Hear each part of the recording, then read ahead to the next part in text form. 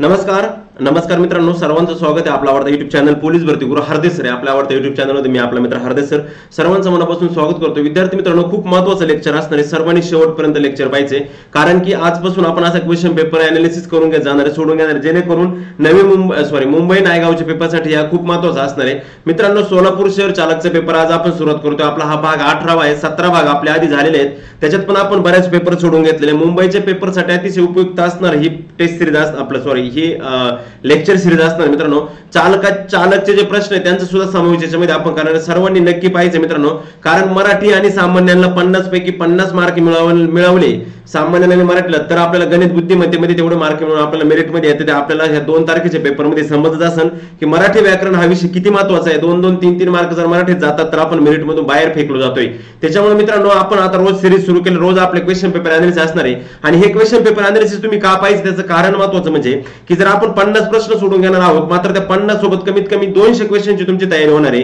त्याचबरोबर इतर चर्चा पण करणार आहे, आपण पेपरचा दर्जा कसा असू शकतो मुंबईचा पेपरचा दर्जा हा मीरा भाईंदर सारखा किंवा मीरा भाईंदर पेक्षा टफ असू शकतो, लक्षात ठेवा। कारण का एक पेपर होणार आहे, संपूर्ण राज्यातली मुलं त्या ठिकाणी पेपरला असणार आहे, विद्यार्थ्यांचे पेपर देण्याची संख्या भरपूर असणार आहे आणि विशेष म्हणजे ॲब्सेंट कमी असणार आहे, ॲब्सेंटी सगळेच मुलांची ती संख्या असणार आहे।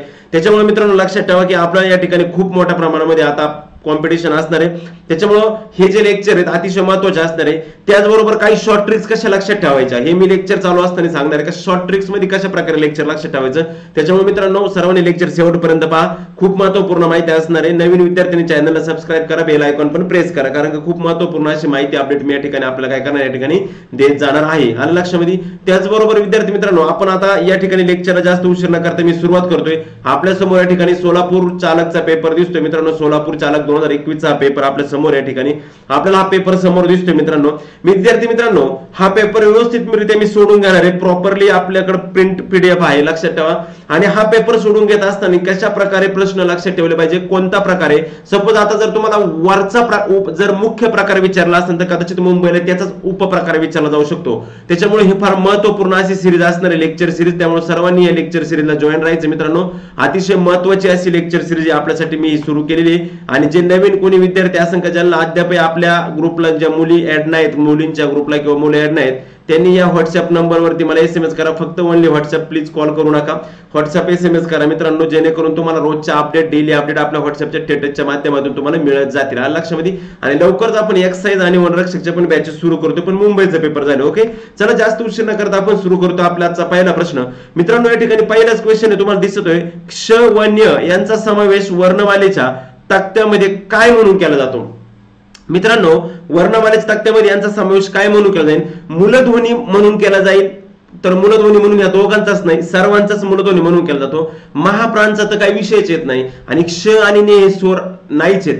क्ष म्हणजे क प्लस श प्लस अ, म्हणजे हे एकतर जोडाक्षर आहेत किंवा एकतर संयुक्त व्यंजन आहेत, म्हणून त्याचं उत्तर आहे संयुक्त व्यंजन। लक्षात ठेवा, श आणि न्य हे संयुक्त व्यंजन आहेत, यांना त्याच्यामध्ये मूलध्वनीमध्ये समावेश करून एकूण वर्णांची संख्या आता 52 झालेली। त्याच्यामुळे मुंबईला प्रश्न जर आला वर्णांची संख्या किती, लक्षात ठेवा 52 ही एकूण वर्णांची संख्या आहे। नंतरचा दुसरा क्वेश्चन मित्रांनो, देवालय हा शब्द कोणत्या संधीचं उदाहरण आहे। मित्रांनो, देवालय हे शब्दाची संधी जर पाहिली मित्रांनो, आपल्या सर्वांना माहिती आहे की देवालय ही स्वर संधी, मात्र असं नको यायला आपल्याला मुंबईला का देवालय या स्वर संधीचा उपप्रकार, शिवाय देवालय हा शब्द कोणत्या संधीचे उदाहरण आहे, आणि स्वर संधीच्या ऐवजी त्या ठिकाणी दीर्घत्व स्वर संधी, यनादेश, गुणादेश असे नको प्रकार पडा, म्हणून देवालय मित्रांनो लक्षात ठेवा, देव प्लस आलय, अ प्लस आ, म्हणजे एकाच जातीचे दोन्ही स्वर आहेत आणि त्याच्यापासून बनणार एकच दीर्घ स्वर आहे, म्हणून देवालय ही दीर्घत्व स्वर संधी किंवा सजातीय स्वर संधी आहे। कोणतेही विशेष नामे टिंब असते मित्रांनो, संदीप हा विशेष नाम आहे, ह्या संदीप विशेष नामाचं आपल्याला अनेक वचन संदीप्या नाही करता येत, किंवा गणेशचं गण्या नाही करता येत, किंवा रमेशचं रम्या नाही करता येत, विशेष नामांचे अनेक वचन होत नाही, म्हणून सगळे विशेष नाम जर त्याचं अनेक वचन होत नाही तर ते सगळे काय असतात, एक वचने असतात। एकदम कन्सेप्ट फुल लेक्चर असणार आहे, नुसतं पाठांतर लेक्चर नसणार, त्यामुळे लेक्चर शेवटपर्यंत पहा। मी गावाला पोहोचलो, आता लक्ष द्या इकडं, मी गावाला पोहोचलो असेल या वाक्यातील काळ ओळखायचा आहे मित्रांनो। काळ ओळखणं खूप सोपं आहे, अतिशय 2 दिवसाचा विद्यार्थी सुद्धा काळ ओळखू शकतो. आणि मी जर काळ शिकवले तर तुम्ही काळ कमीत कमी 10 वर्ष शिकू शकत नाही. तुमचा काळ पलटेल पण काळ विसरणार नाही तुम्ही. याचं कारण सांगतो, मी गावाला पोहोचलो असेल, तुम्हाला एक कळलेलं आहे मित्रांनो, हा क्रियापद सोडून द्या. असं समजा का क्रियापद बाजूला ठेवा, वाक्य एवढंच आहे असं समजा, एवढंच वाक्य असं समजा का एवढंच वाक्य आहे आणि एवढं वाक्य, मी गावाला पोहोचलो मी गावाला, हॅलो मी गावाला पोहोचलो. क्रिया काय झाली बाळांनो? पूर्ण झाली. आता एवढं कळलंय का ही क्रिया पूर्ण, एवढं कळलंय. काळ अद्याप माहिती नाही आपल्याला, एवढं आपल्याला समजले का ही क्रिया काय पूर्ण, एवढं समजले. पण मग आता एक लक्षात ठेवा, याच्यावर आपल्याला एक समजेल का हा काळ कोणता हे आपल्याला जर पाहायचं असेल तर काळ ठरतो, हा काळ क्रियापदावरून ठरत असतो. लक्षात ठेवा, काळ जो ठरत असतो हा काळ कशावरून ठरतो मित्रांनो? काळ जो ठरतो हा क्रियापदावरून ठरत असतो, बरोबर? क्रियापदावरून काळ ठरत असतो. मग मित्रांनो असेल वरून आपल्याला एक समजेल का असेल म्हणजे भविष्यकाळ आणि पूर्ण झालेले वाक्य म्हणून पूर्ण काळ, आणि असेल वरून भविष्य म्हणून तो कोणता काळ झाला मित्रांनो? पूर्ण भविष्य काळ हा झालेला आहे. चला नेक्स्ट मित्रांनो, रामाने रावणास मारले या वाक्यातील प्रयोगाचं नाव सांगायचं मित्रांनो. रामाने रावणास मारले आपल्या धडधडीत वाक्यात कर्ता समजतोय. आणि लक्षात ठेवा, कर्त्याला जर ने प्रत्यय असेल तर डोळे झाकून लक्षात ठेवायचं का हा सकर्मक काळ आहे. काय? हा सकर्मक काळ, एवढा डोळे झाकून लक्षात ठेवायचं. कारण जर कर्त्याला जर ने प्रत्यय लागला तर त्या वाक्यात कर्म 100% राहतं. कारण काय? नेहमी तो काहीतरी कोणावर तरी क्रिया करत असतो. रामाने रावणास मारले, रामाला म्हणजे कर्त्याला पण कर्त्याला प्रत्यय आहे, कर्माला सुद्धा चतुर्थीचा प्रत्यय आहे.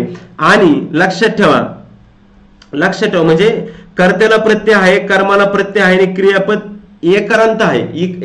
एकरांत म्हणजे मारले, गेले, खाले, पेले, वाचले, सोडले, निसटले, धरले, असे ले तृतीय पुरुषी नपुंसकलिंगी एकवचनी एकरांत असतं ते. त्याच्यामुळे त्याला काय म्हणायचं मित्रांनो? त्या काळ कोणता? सकर्मक भावे काळ असतो. उंबरठे झिजवणे या वाक्प्रचाराचा अर्थ सांगायचा होता. उंबरठे झिजवणे मित्रांनो काय थोडक्यात, एखाद्याच्या घरी आपण सपोज एखाद्या माणसाने आपले पैसे घेतले तर आपण सदा त्याच्या घरी जातो. तो म्हणतो काय याने पार माझा उंबरठा झिजवून टाकला, एवढ्या वेळा मायक पैसे दिल्यात 500 रुपये आणि 500 वेळा मागे आले. म्हणजेच काय? सतत त्याच्याकडे जाणे. उंबरठे झिजवणे म्हणजे आपण हेलपाटे मारायचे, ए दे रे भाऊ माय पैसे, ए भाऊ दे रे माय पैसे, हेलपाटे मारायचे. म्हणजेच काय मित्रांनो? ते हेलपाटे मारणे. त्याचं उत्तर काय? उंबरठे झिजवणे म्हणजे हेलपाटे मारणे. आता या ठिकाणी दिसतंय मित्रांनो आपल्याला सरळ पुढं की या ठिकाणी पुढे दिसतंय मित्रांनो आपल्याला का शुद्ध शब्द ओळखायचा होता. आता आशीर्वाद तर बरोबर आहे, आपल्याला माहितीच आहे, काहीच विषय नाही त्याच्यामध्ये. आशीर्वाद सुद्धा बरोबर आहे, बरोबर. मग आपल्याला शुद्ध विचारलंय ना, आणि आपल्याला एक कळलंय का आशीर्वाद हा शब्द बरोबर आहे. एक मिनिट, हा आपल्याला जर कळलंय का आशीर्वाद हा शब्द बरोबर हे समजले, मग हे बाकी का जाऊच नका नाही, इकडे संपला नाही विषय. मायनस सिस्टीमच याला म्हणायचे. आल्या लक्षामध्ये? आशीर्वाद आपल्याला माहिती ना, आशीर्वाद करेक्ट आहे, सिलाब दुसरी व्हॅरायटी, संपला विषय. पुढे पर्यायच पाहू नका, उत्तर क्रमांक 1 बरोबर आहे. मिलिंद या शब्दाला समानार्थी नसलेला शब्द. मिलिंद म्हणजे काय मित्रांनो? मिलिंद म्हणजे भुंगा, भ्रमर म्हणजे भुंगा, आली म्हणजे भुंगा, भुंगा म्हणजे भुंगा. रुनु झुनु रे भ्रमरा, अभंग आहे ना, रुनु झुनु रे भ्रमरा. भ्रमर म्हणजे भुंगा. आणि लक्षामध्ये मित्रांनो एवढा भुंगा असतो, परंतु एवढं मोठं लाकूड कोरतो. का? कारण का ज्यावेळेस तो लाकूड कोरायला जातो, रुनु झुनु त्याच्या नादात इतका बिजी असतो ना तो त्याला समजत सुद्धा नाही मी काय करतोय. बोलता एवढं निबार लाकूड असतोय तो भुंगा, का ज्याच्या कुठलाही लोखंड नाही, ज्याच्या कुठलंही काही नसतंय, तो ते लाकडाला हे करतो. म्हणजे त्याच्या कामात तो एवढा तो हे असतो. आणि लक्ष म्हणजे मिलिंद म्हणजे भ्रमर होतं, मिलिंद म्हणजे आली होतो, मिलिंद म्हणजे भुंगा होतो, मिलिंद म्हणजे पंकज नाही, पंकज म्हणजे पद्म, पद्म म्हणजे कमळ. इतिश्री करणे म्हणजे मित्रांनो इतका सोपा क्वेश्चन आला. इतिश्री करणे म्हणजे शेवट होणे. मग असं नको यायला इतिश्री करणे या शब्दाचा किंवा या वाक्प्रचाराचा समानार्थी वाक्प्रचार सांगा. इतिश्री करणे म्हणजे काय?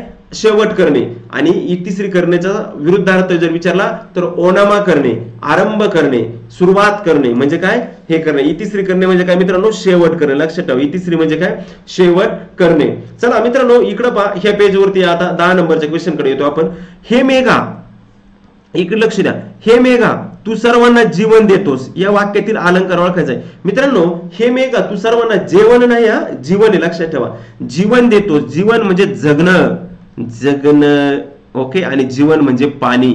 एकच शब्द जर एका वाक्यामध्ये 2 अर्थाने वापरला जात असेल, लक्षात ठेवा, एकच शब्द 2 अर्थाने जर वापरला असेल त्या ठिकाणी श्लेष अलंकार होतो. लक्षात ठेवा. आणि लक्षामध्ये सांगलीला येशील का? अरुणा चल प्रदेशात, एक बैल मेला, पुरावा काय, लक्षामध्ये म्हणजे अशा प्रकारचे जे वाक्य असतात ते श्लेष अलंकारामध्ये असतात. नेक्स्ट बघा, खालीलपैकी अनेक वचनी शब्द कोणता हे ओळखायचं मित्रांनो. आपल्याला अनेक वचनी शब्द विचारला, लक्षात घ्या कोणता शब्द विचारला होता आपल्याला, अनेक वचनी. त्यांनी काय सांगितलं मित्रांनो, अनेक वचनी शब्द जर विचारला तर लक्षात ठेवा ज्या शब्दाचं दिलेल्या ज्या शब्दांचं अनेक वचन होईल, लक्षात ठेवा दिलेल्या ज्या शब्दांचं अनेक वचन होईल ती त्याची उत्तर कधीच नसतात. ट्रिक्स लक्षात ठेवा. अनेक वचनी शब्द जर ओळखला तर दिलेले शब्द आहे त्याची ज्यांची अनेक वचन होतील तो कधीच अनेक वचन असतो. आता काय, सासू सासवा अनेक वचन झालं ना म्हणजे हे उत्तर येऊ शकत नाही. पोळी पोळ्या अनेक वचन झालं ना म्हणजे हे उत्तर येऊ शकत नाही. कन्या कन्या कन्या, त्या कन्या, ती कन्या, एक कन्या, 10 कन्या, एक वाचनात घ्या नाहीतर अनेक वाचनात घ्या, त्याचं उत्तर कन्याच राहणार आहे. लक्षात घ्या. पुढे गिरीश या शब्दाचा अचूक विग्रह कोणता मित्रांनो. आता इथं बाकी तुम्ही गडबड केलेली आहे, भरपूर विद्यार्थ्यांनी या ठिकाणी गडबड केली, 3 नंबरच्या पर्यायाकडे गेले मात्र चुकलेत तुम्ही. लक्षात ठेवा मित्रांनो, गिरीला पहिली व्हॅलेंटी, रीला जी आहे ही पहिली व्हॅलेंटी. लक्षात ठेवा त्याचं रिझन तुम्हाला सांगतो, कारण का ती दीर्घत्व संधी मित्रांनो, गिरी ई प्लस ई बरोबर ई होतो. दीर्घत्व संधीमध्ये कोणती संधी घ्या शेवटी जाताना तिची व्हॅलेंटी ही दीर्घच होते, मात्र फोड करताना तिची व्हॅलेंटी काय असते, पहिली असते. लक्षात ठेवा. म्हणून त्याचं काय, गिरीश हे 2 नंबरचं उत्तर. बरं, शब्दाच्या खालील जातीपैकी अविकारी जात ओळखायची होती मित्रांनो. शब्दाच्या एकूण 8 जाती, त्याच्यापैकी 4 जाती ह्या विकारी आहेत आणि 4 जाती ह्या अविकारी आहेत. विकारी अविकारी, सव्ये अव्यय. विकारी म्हणजे नाम सर्वनाम लिंग वचन भेदानुसार त्याच्यात बदल होतात आणि अविकारी म्हणजे त्याच्यामध्ये बदल होत नाही. मग विद्यार्थी मित्रांनो मला एक सांगा, आता नामामध्ये बदल होतो आणि लक्षामध्ये सर्वनामात पण बदल होतो, क्रियापदात पण बदल होतो, क्रियाविशेषणामध्ये बदल होत नाही, म्हणून अविकारी जात आहे क्रियाविशेषण. चला पुढे पाहू मित्रांनो. अधोमुख अधोमुख या शब्दाचा विरुद्धार्थी शब्द ओळखायचा होता. अधोमुख शब्द कसा आहे नीट पहा. अधोमुख असेल तर मित्रांनो डोकं लावायचं नाही, तोंडपाठ लॉजिकचा काही विषय येत नाही. उन्मुख. आम्ही या सर्वनामाचा प्रकार ओळखायचा तुम्हाला. आम्ही दर्शक सर्वनाम, संबंधी सर्वनाम, प्रश्नार्थक सर्वनाम, पुरुषवाचक, आणि या सर्वनाम टॉपिक वरती 100% प्रश्न येतात. प्रत्येक ठिकाणी सर्वनामावरती प्रश्न आलेला आहे, शब्दाच्या जातीवरती प्रश्न पडलेला आहे आणि त्याच्या संदर्भातलं महत्वाचं लेक्चर मी आपला जर 7 तारखेला पेपर असेल 6 किंवा 7 ला तर 3 किंवा 4 तारखेला एक जम्बो लेक्चर घेईन मी युट्यूबला लाईव्ह. त्याच्यामध्ये सर्वनाम हा टॉपिक एकदम परफेक्ट शिकवीन का आयुष्यात परत कधीच सर्वनाम तुम्ही विसरणार नाही. लक्षात ठेवा. आणि लक्षामध्ये आम्ही या सर्वनामाचा प्रकार विचारला मित्रांनो. आम्ही सिनेमा पाहिला. आम्ही म्हणजे कोणी, आम्ही म्हणजे कोणी, मी आणि माझ्यासोबत एवढे त्यांनी, म्हणजे सरळ सरळ त्याचं उत्तर काय, पुरुषवाचक. आणि पुरुषवाचक मध्ये सुद्धा प्रथम पुरुषवाचक, पुरुषवाचक मध्ये सुद्धा काय आहे, प्रथम पुरुषवाचक. नाटकाच्या प्रारंभीचे स्तवन गीत यासाठी सुयोग्य शब्द ओळखायचा होता आपल्याला. नाटकाच्या प्रारंभीचे मित्रांनो, नाटक सुरू होताना ते लागतं ना एकदम सायलेंट, मस्त, कानाला ऐकायला छान वाटतं, माणसं ते येतात, असं मस्त प्रसन्न वातावरण असतं. त्या स्तवन गीताला नांदी म्हणतात. काय म्हणतात, नांदी. खालीलपैकी विशेष नाम ओळखायला सांगितलं होतं. किती सोपं क्वेश्चन होतं. विशेष नाम मित्रांनो, विशेष नाम म्हणजे सरस्वती हे विशेष नाम आहे. नवलाई भावाचक नाम झालं, चांदी पदार्थवाचक नाम झालं म्हणजे सामान्य नाम, धैर्य भावाचक नाम झालं. सरस्वती हे एका नदीचं नाव असू शकतं, एका मुलीचं नाव असू शकतं, हे कोणाचंही नाव असू शकतं, म्हणून सरस्वती काय आहे, विशेष नाम आहे.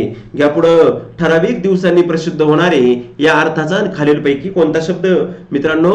मासिक जे असतं ना हे महिन्याला होतं, साप्ताहिक जे असतं ना ते 7 दिवसाला होतं, दैनिक जे असतं ना ते दिवसाला होतं. लोकमत पेपर, सकाळ पेपर, महाराष्ट्र टाइम, लोकसत्ता हे काय असतात मित्रांनो, हे पेपर कसे आहेत, हे पेपर दैनिक आहेत. मासिक राहतात आपल्याकडं, युनिक अकॅडमीचं मासिक राहतं, बुलेटिनचं मासिक राहतं, हे महिन्याला येतं, ते झालं मासिक. साप्ताहिक आपण तो नोकरी संदर्भ पेपर येतो आठवड्याला, त्याला साप्ताहिक म्हणू शकतो. महिन्याला येतो त्याला मासिक, 3 महिन्याला येतो त्याला त्रैमासिक, 6 महिन्याला येतो त्याला षण्मासिक, वर्षाला येतो त्याला वार्षिक, 2 वर्षाला येतो त्याला द्विवार्षिक. मात्र मित्रांनो ज्या ठराविक त्या याला प्रसिद्ध व्हायला कालावधी नसतो.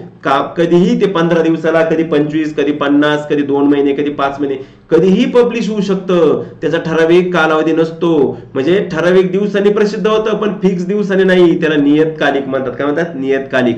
पुढे घ्या, नियतकालिक. पुढे गटात न बसणारा शब्द ओळखायचा होता. कांता, नंदिनी, भार्या आणि अर्धांगी. कांता म्हणजे बायको, भार्या म्हणजे बायको, अर्धांगी म्हणजे बायको, नंदिनी म्हणजे बायको होत नाही.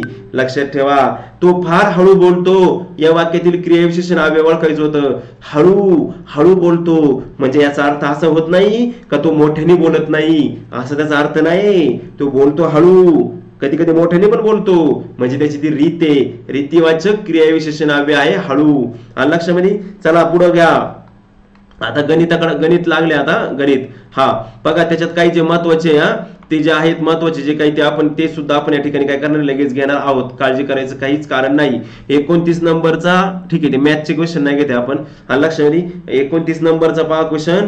सहारा आफ्रिका बरोबर, थर भारत. सॉरी काय विचार आपल्याला, विसंगत पर्याय ओळखायचा. विसंगत पर्याय आपल्याला त्यांनी ओळखायला लावलेला मित्रांनो. आणि विसंगत एक कलहरी अमेरिका, हा काय या ठिकाणचा विसंगत आहे. खालीलपैकी कोणत्या ग्रहाला उपग्रह चंद्र नाहीत? मित्रांनो यापैकी नाही. सर्वांना एक एक उपग्रह चंद्र आहे. चला मित्रांनो पुढे बघा. इथला एक क्वेश्चन काय राहिलाय. भारत देशामध्ये, हा क्वेश्चन मुंबईसाठी महत्वाचा आहे. भारत देशामध्ये कापूस या पिकाचे उत्पादन घेणारं राज्य कोणतं? भारत देशामध्ये कापूस या पिकाचं उत्पादन घेणारं राज्य कोणतं, असा प्रश्न आहे मित्रांनो. आणि कापूस सगळ्यात जास्त पिकतो गुजरात राज्यामध्ये. लक्षात घ्या. चला मित्रांनो पुढे घ्या. मग तुम्हाला हे विचारलं जाईल मुंबईला, जर इथं कापूस विचारल्याच्या अलगला तर तुम्हाला विचारतील सर्वात जास्त बाजरी कुठे पिकले जाते? महाराष्ट्रात. किंवा राज्यामध्ये सर्वात जास्त रबरचं उत्पादन कुठं होतं? राज्यामध्ये सर्वात जास्त तंबाखूचं उत्पादन कुठं होतं? राज्यामध्ये सर्वात जास्त कॉफीचं उत्पादन कुठं होतं? राज्यामध्ये सर्वात जास्त चहाचं उत्पादन कुठं होतं? हे प्रश्न तुम्ही त्याच्याशी रिलेटेड लगेच वाचून काढायचे आहेत सगळं. जैन धर्मियांचे प्रथम तीर्थकार कोण होते? मित्रांनो जैन धर्मियांचे प्रथम तीर्थकार कोण होते? एका परीक्षेला प्रश्न आलाय जैन धर्मियांचे शेवटचे तीर्थकार कोण होते? आणि एका परीक्षेला प्रश्न आहे जैन धर्मियांचे वर्धमान महावीर हे कितवे तीर्थकार होते? हे सगळं एकाच प्रश्नाशी फिरतंय. लक्षात ठेवा. त्याच्यामुळे अजिबात घाबरायचं नाही, अजिबात डोक्याला ताण करून घ्यायचा नाही. जैन धर्मियांचे प्रथम तीर्थकार कोण होते हा जर प्रश्न विचारला तर प्रथम विचारत आपल्याला ऋषभदेव म्हणजे ऋषभनाथ. लक्षात ठेवा. आपल्याला कसे विचारलेत? प्रथम विचारलेत म्हणजे ऋषभदेव किंवा ऋषभनाथ. लक्षात ठेवा. आणि पहिले शेवटचे विचारले ते वर्धमान महावीर. शेवटचे मेन्शन करीत चला. शेवटचे. चला पुढं. भारताच्या 22व्या कायदा आयोगाचे अध्यक्ष कोण आहेत? मित्रांनो हा क्वेश्चन बाकी थोडासा अवघड होता, सर्वांनाच चुकलेला असणारा क्वेश्चन होता. मग आता तुम्ही लक्षात काय ठेवायचे? मुंबईसाठी भारताच्या 22व्या कायदा आयोगाचे अध्यक्ष विचारलेत ना, मुंबईसाठी काय लक्षात ठेवायचं तुम्ही? 7व्या वेतन आयोगाचे अध्यक्ष कोण? त्याच्यानंतर 15व्या वित्त आयोगाचे अध्यक्ष कोण? वित्त आयोगाचा कालावधी किती? 2020 ते 2025. NKC त्याचे अध्यक्ष. सगळं लक्षात ठेवायचं. 22व्या आयोगाचे अध्यक्ष कोण होते? ऋतुराज अवस्थी. खालीलपैकी कोणता दिवस शिवस्वराज्य दिन म्हणून साजरा केला जातो? एक मिनिट पाणी घेतो थोडस.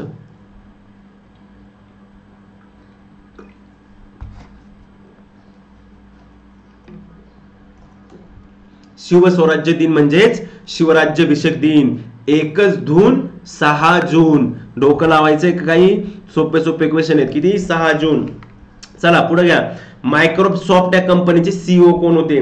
मित्रांनो IMP क्वेश्चन आणि IMP क्वेश्चनशी संबंधित IMP प्रश्न. जर मायक्रोसॉफ्ट या कंपनीचे सीईओ कोण होते असं जर विचारलं गेलं तर आपण युट्यूबचे सीईओ कोण आहेत? ओके. मायक्रोसॉफ्टचे सीईओ कोण आहे? ऍपलचे सीईओ कोण आहे? व्हॉट्सअपचे सीईओ कोण आहे? फेसबुकचे सीईओ कोण आहे? त्याच्यानंतर गुगलचे सीईओ कोण आहे? हे सगळे सीईओ पाहणं गरजेचं आहे. ते सगळे आपण पाहायचे आहेत, वाचायचे आहेत. हे लेक्चर म्हणजे तुमचं नुसते प्रश्न नाहीत, तुम्हाला एक अभ्यासाचं डायरेक्शन आहे, एक अभ्यासाची दिशा आहे, हे विसरू नका. चला मायक्रोसॉफ्टचे सीईओ कोण होते मित्रांनो? मायक्रोसॉफ्ट सत्य नाडेला. कोण होते? सत्य नाडेला. लक्षात घ्या. चला मित्रांनो पुढे पहा. आता या ठिकाणी 47 नंबरचा क्वेश्चन आपल्याला असं विचारलाय की खालील पेशव्यांचा त्यांच्या कालखंडानुसार योग्यक्रम लावायचा. यातले तुम्हाला 1-2 जरी माहित असतील 1-2 तरी पहिला आणि शेवटचा जरी माहित असेल तरी तुम्ही कालानुक्रम एकदम व्यवस्थितरित्या त्याचं काय करू शकता? लावू शकता. आलं लक्षामध्ये? आता मला एक सांगा, सगळ्यात पहिले कोण होते? मोरोपंत पिंगळे होते सगळ्यात स्टार्टिंगला. आलं लक्षामध्ये? मोरोपंत पिंगळे हे सगळ्यात स्टार्टला होते. हे लक्षात ठेवा, हे विसरू नका सगळ्यात आधी.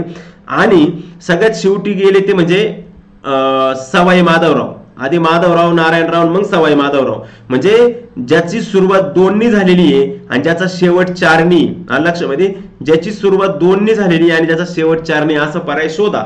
मग ते पर्याय किती आहे तिथं? अरे बापरे, होडे बाबा. ओके, इथं तो 2 पर्याय, मग हा पण पर्याय गेला आणि हा पण पर्याय गेला. राहिले फक्त 2 पर्याय. मग आता त्याच्यात तुम्हाला बाळाजी बाजीराव आधी का बाळाजी विश्वनाथ आधी, याच्यावरून पण तुम्हाला त्याचं उत्तर समजू शकतं. लक्षात ठेवा, आधी बाळाजी विश्वनाथ होता, नंतर बाळाजी बाजीराव. मग बाळाजी विश्वनाथ 2 नंबरला असणारा पर्याय आहे बाळाजी विश्वनाथ. 3 नंबरचा पर्याय बाळाजी विश्वनाथ, नंतर मग बाळाजी बाजीराव, म्हणून उत्तर क्रमांक 2 करेक्ट. आलं लक्षामध्ये, 2 नंबरचं उत्तर आहे. अगदी बरोबर. पहिला लता घ्या, पुढचा क्वेश्चन.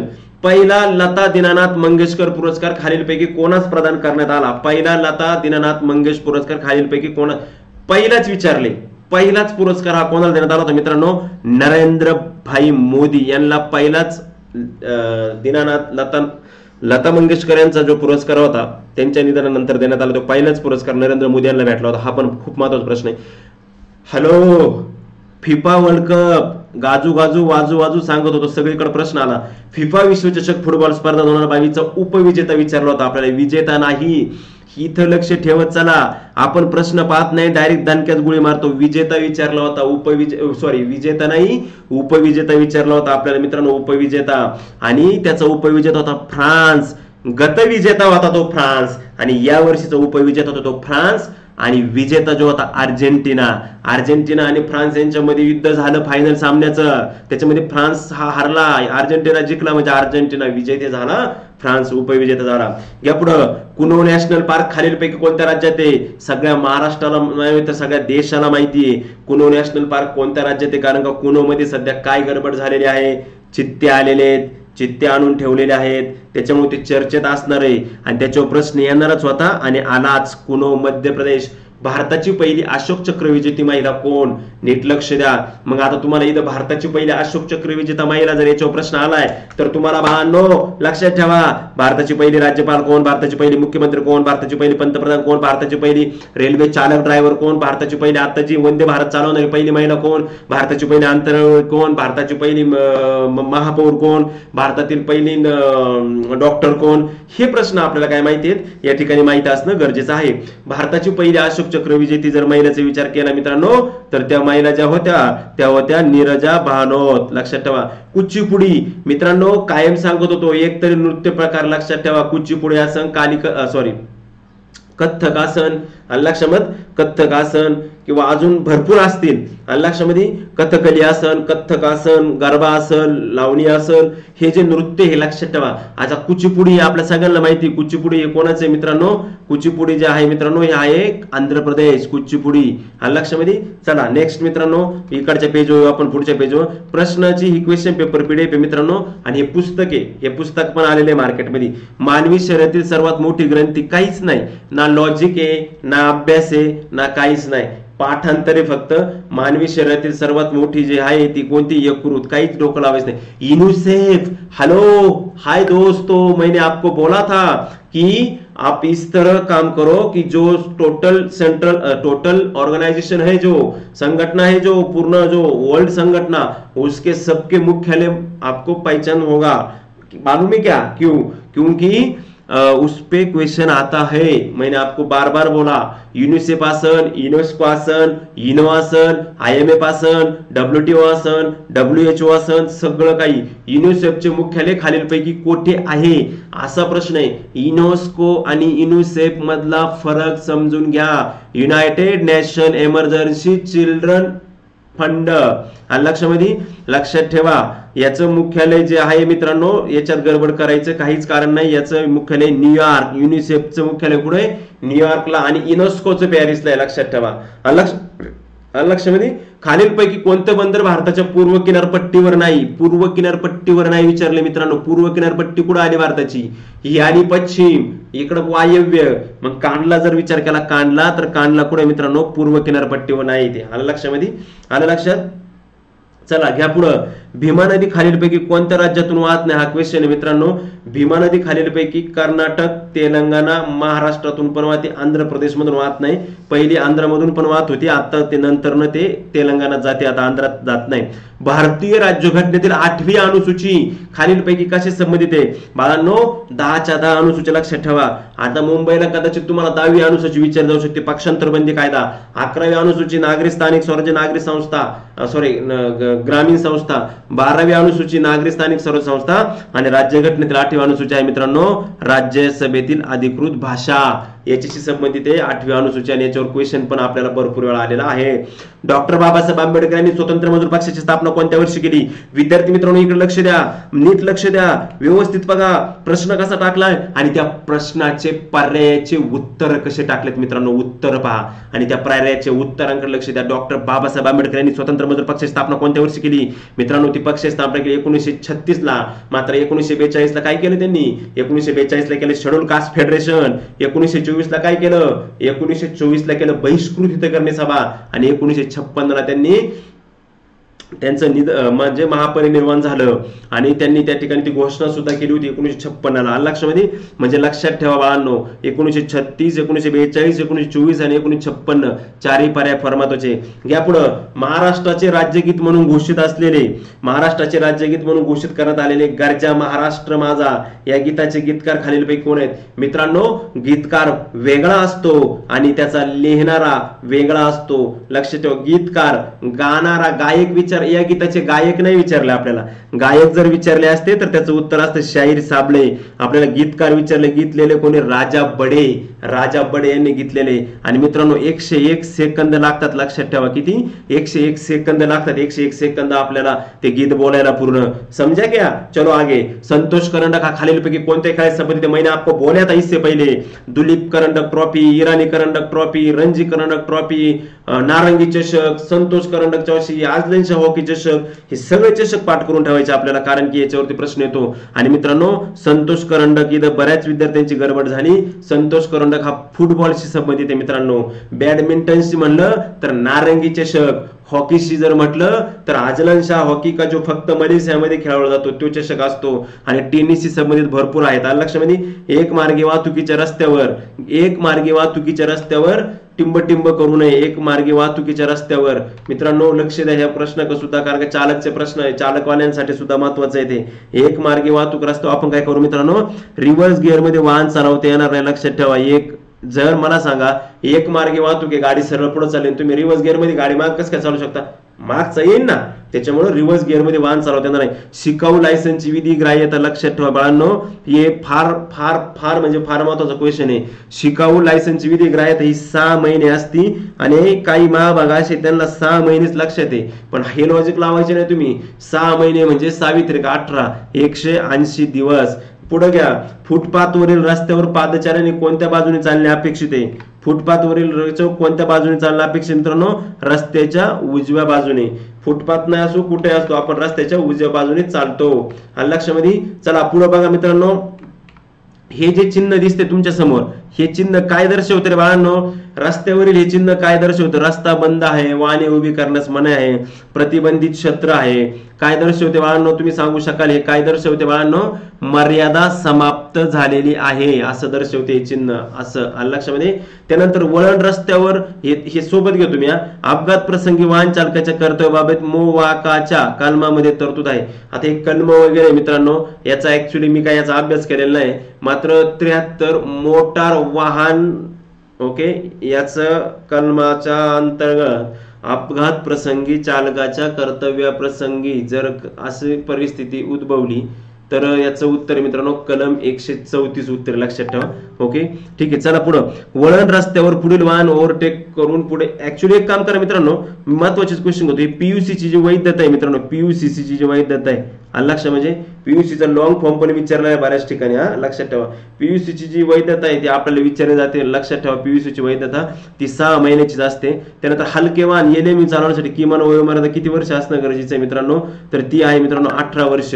आणि टीआर साठी तुम्हाला 20 वर्ष पूर्ण लागतात. लक्षात ठेवा. रस्त्यावरील वाहतूक चिन्हे किती प्रकारचे असतात? असा क्वेश्चन आहे. रस्त्यावरील वाहतूक चिन्हे किती प्रकारचे असतात मित्रांनो? 3 प्रकारचे असतात. आणि लक्षात ठेवा सिग्नल 1, 2 आणि 3 असतो. एक राहतो रेड सिग्नल, एक राहतो ग्रीन सिग्नल, एक राहतो नारंगी सिग्नल. रेड सिग्नल काय सांगतो? थांबा, सिग्नल पडलेला तुम्ही गाड्या थांबवा, थांबून राहा.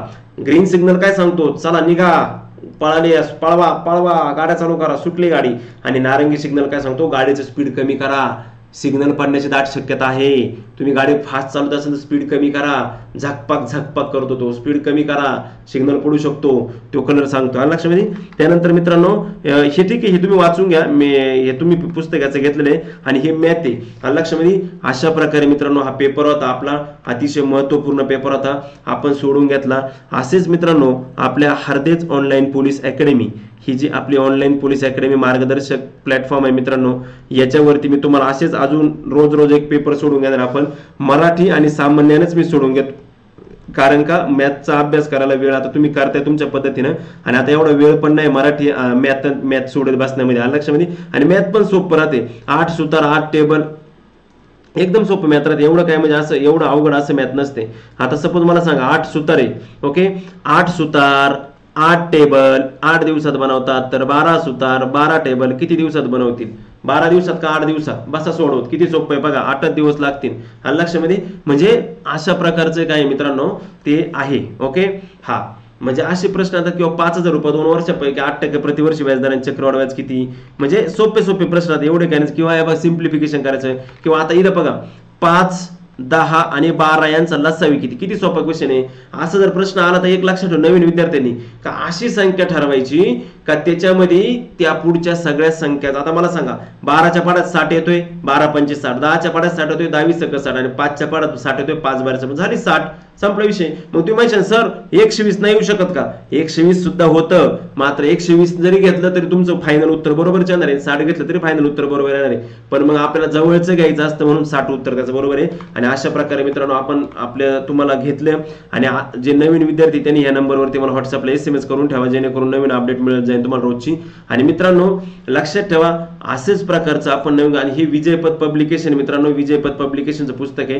हे पुस्तक सुद्धा मार्केटमध्ये आलेले, तुम्ही हे पुस्तक सुद्धा खरेदी करू शकता, हरकत नाही. हे सुद्धा पुस्तक तुम्ही खरेदी करू शकता. आणि लक्षामध्ये. अशा प्रकारे मित्रांनो आपला आजचा हा पेपर होता, अतिशय महत्वपूर्ण असा पेपर आपण या ठिकाणी घेतलेला आहे. आणि लक्षामध्ये. आता लक्षात द्या मित्रांनो, लक्ष द्या, हा पेपर आपण या ठिकाणी घेतलाय. आणि हे जे बुक आहे मित्रांनो हडबे सरांचं, सिद्धेश्वर हडबे सरांचं 101 जम्बो पोलीस भरती प्रश्नपत्रिका संच स्पष्टीकरण स्मार्ट बुक आहे मित्रांनो. 37 लेटेस्ट 2023 मध्ये झालेल्या पोलीस शिपाई सर्व प्रश्नपत्रिका आहे. आणि लेटेस्ट 2023 मध्ये झालेल्या 27 पोलीस चालकच्या प्रश्नपत्रिका आणि 37 नामांकित आहे. प्रत्येक प्रश्नाचं व्हिडिओद्वारे स्पष्टीकरण दिलेलं आहे मित्रांनो त्यांनी. अतिशय महत्वपूर्ण अशी टेस्ट सिरीज आहे. तुम्ही असे महत्वाचं पुस्तक आहे. ऍक्च्युली सर्वांची मी क्षमा मागतो, या पुस्तकाचा स्टॉक जास्त अवेलेबल न झाल्यामुळे आणि मागणी जास्त वाढल्यामुळे स्टॉक थोडासा कमी झालेला आहे. त्याच्यामुळे ऑनलाईनला बऱ्याच जणांना प्रॉब्लेम येतो, ऑफलाईनला पण प्रॉब्लेम, पण सर्वांना 1-2 दिवसामध्ये ते पुस्तक मिळून जाईल, काळजी करायचं काहीच कारण नसावा. आणि लक्षामध्ये मित्रांनो असेच नवनवीन अपडेट आणि नवनवीन लेक्चर आपले उद्या सुद्धा येतील, त्याच्यामुळे काही काळजी करू नका. उद्या परत दुसरा नवीन जिल्हा राहील आपला, त्यामुळे काही विषय नाही. त्याच्यामुळे पाहत राहा आपला YouTube चॅनल पोलीस भरती गुरु हरदेस सर. लाईक करा, शेअर करा आणि चॅनलला नक्की सबस्क्राईब करा. धन्यवाद.